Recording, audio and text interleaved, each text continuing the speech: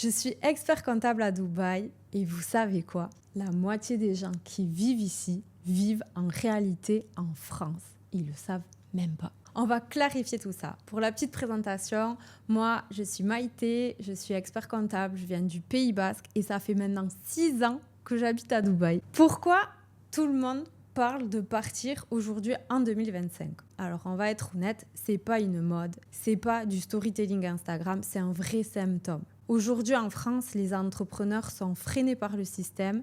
Dès qu'ils commencent à gagner un peu d'argent, trop de charges, trop de cotisations. Et résultat, personne n'arrive à recruter. Personne ne se verse un salaire comme il aurait espéré. Personne n'arrive à investir ou simplement à développer leur business. Le système ne punit pas les mauvais entrepreneurs en France et au contraire, on est encouragé quand on débute, mais il punit les bons entrepreneurs.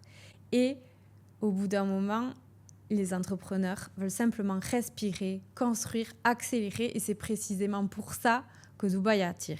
Parce que Dubaï, c'est totalement l'inverse. C'est un environnement pro-business, rapide, digital et ultra efficace où tout se fait super rapidement.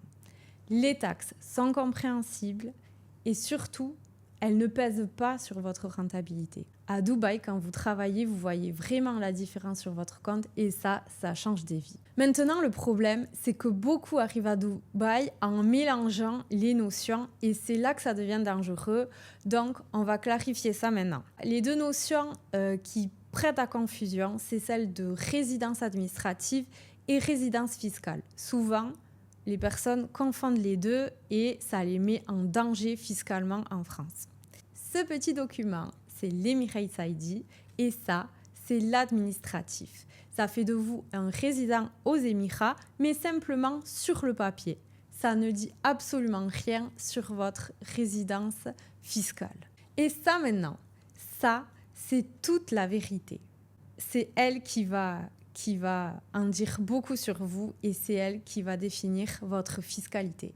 Parce que clairement, si toutes vos dépenses sont en France, sont à Monoprix, sont à Carrefour Clamart, eh bien, vous êtes en train de dire à l'administration que vous vivez en France. La résidence fiscale, c'est simplement votre vie réelle.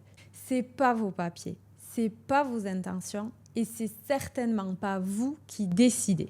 Maintenant, on va passer aux erreurs les plus fréquentes et aux red flags pour l'administration. Donc, les erreurs qui reviennent tout le temps, et je vous jure que l'administration va les détecter en 30 secondes. L'erreur numéro 1, c'est de garder un logement en France. C'est pas interdit d'avoir un logement en France, mais le problème, c'est quand ce logement reste meublé, disponible en permanence et utilisé à chaque retour. Pour l'administration française, cela ressemble à un centre de vie et ce n'est pas une simple résidence secondaire. Et donc, c'est un critère très fort qui peut vous rattacher fiscalement en France. La deuxième erreur, c'est de laisser sa femme et ses enfants en France. Alors, si vous avez l'idée de venir tester le marché, pour voir comment ça se passe à Dubaï, essayer de développer votre activité, mais qu'en parallèle, vous laissez votre femme et vos enfants en France, vous ne pouvez pas prétendre à être résident fiscal aux Émirats. Non, ça ne peut pas marcher. L'administration va considérer que votre foyer est en France et donc que votre vie réelle est en France.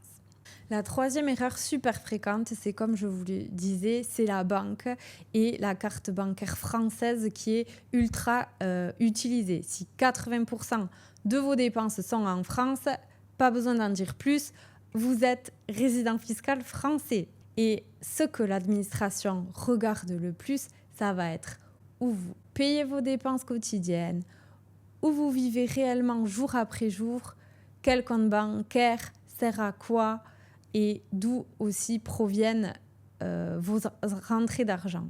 Si votre carte française est utilisée pour l'alimentation, pour les abonnements et pour les trajets, c'est bon, on a tout dit, vous êtes toujours en France. La quatrième erreur, ça va être d'avoir une société aux Émirats, mais dans laquelle il ne se passe rien.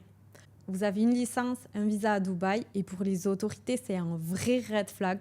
Ça s'appelle du déguisement. Créer une free zone à Dubaï ne suffit pas à déplacer l'activité de votre société. Si vos clients sont en France, que votre marketing est en France, que les décisions sont prises depuis la France, alors tout pointe vers la France, donc votre société et son activité peuvent être requalifiées comme françaises par l'administration. Une autre erreur qui est super courante, c'est si vous vivez plus dans les avions qu'à Dubaï, c'est très difficile de justifier une résidence. Donc une fois de plus, la France peut requalifier cela. Pensez que Dubaï ne transmet rien. Alors, ceux qui devaient rester à Dubaï ne restent plus à Dubaï. C'était vrai il y a 15 ans, mais aujourd'hui, c'est totalement faux. Les Émirats appliquent maintenant l'échange automatique d'informations et chaque année, les banques envoient identité, soldes et mouvements importants de votre compte. Donc aujourd'hui, l'administration française peut être au courant de tout. Et si votre vie est en France, la France le saura.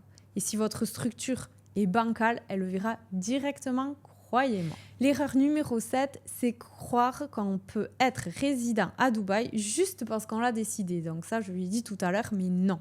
La résidence, c'est pas un choix, c'est un constat. Ce que va regarder réellement l'administration, ça va être votre vie réelle et pas votre adresse sur le papier. Ça va être où est votre quotidien, où sont vos dépenses quotidiennes. Ça dit directement où vous passez votre temps, où est votre famille, où vous travaillez réellement, où se crée votre valeur économique et où sont vos centres d'intérêt. Le fisc ne regarde pas ce que vous dites, mais il regarde ce que vous faites.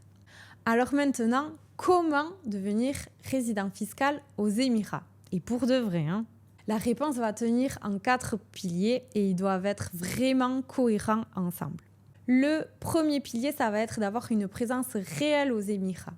Alors, pas besoin de vivre 365 jours ici, mais il faut que la présence soit régulière, visible et cohérente. Et parce que, n'oubliez pas, dans le mot résident fiscal, il y a le mot résident. Ensuite, le second point, ça va être le centre des intérêts économiques. Donc, par exemple, une société active, des décisions prises ici, de la substance économique et pas juste une licence qui prend de la poussière.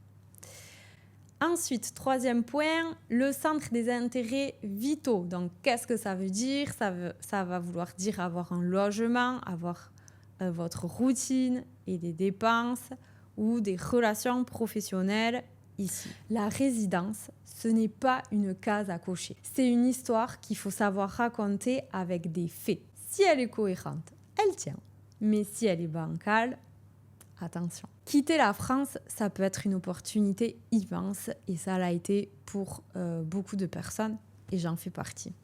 Mais l'objectif, c'est pas de chercher une faille, c'est pas de se croire plus malin que le fisc français. L'objectif, c'est de faire ça proprement, durablement et de manière respectueuse. Je suis expert comptable à Dubaï, je structure les entrepreneurs français tous les jours. Je peux vous en dire que j'en vois. Donc, l'idée, c'est d'avoir une vision à long terme. Si vous voulez aller plus loin, je vous mets mes contacts en description. J'ai mis aussi un guide gratuit et suivez-moi parce que je prépare d'autres vidéos sur la fiscalité France-Émirats. Merci d'avoir regardé cette vidéo et surtout, faites les choses bien.